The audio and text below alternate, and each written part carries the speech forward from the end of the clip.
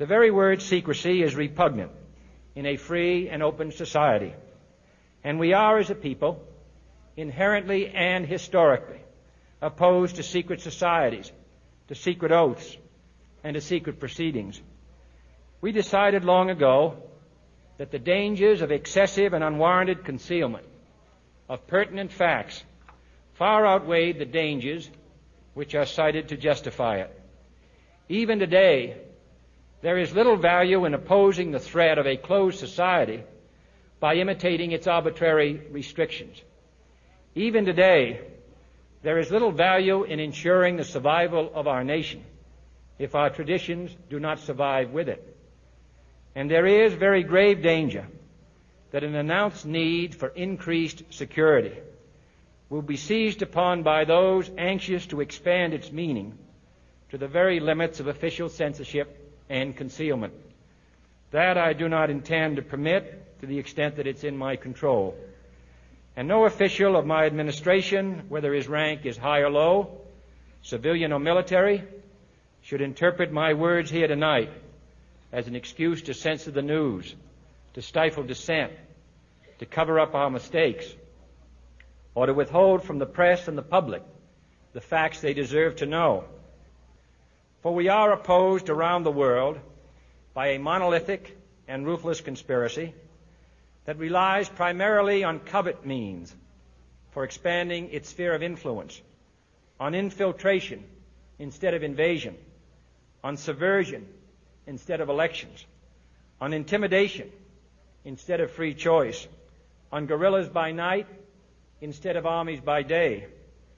It is a system which has conscripted vast human and material resources into the building of a tightly knit, highly efficient machine that combines military, diplomatic, intelligence, economic, scientific, and political operations. Its preparations are concealed, not published. Its mistakes are buried, not headlined. Its dissenters are silenced, not praised. No expenditure is questioned, no rumor is printed, no secret is revealed. No president should fear public scrutiny of his program, for from that scrutiny comes understanding, and from that understanding comes support or opposition, and both are necessary.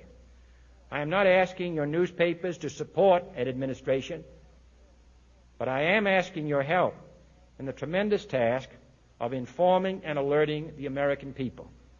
For I have complete confidence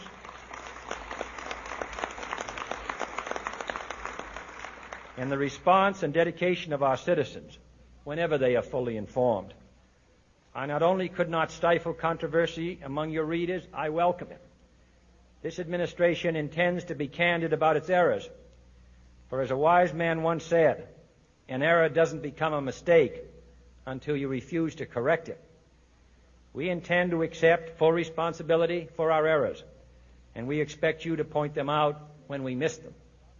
Without debate, without criticism, no administration and no country can succeed, and no republic can survive. That is why the Athenian lawmaker Solon decreed it a crime for any citizen to shrink from controversy.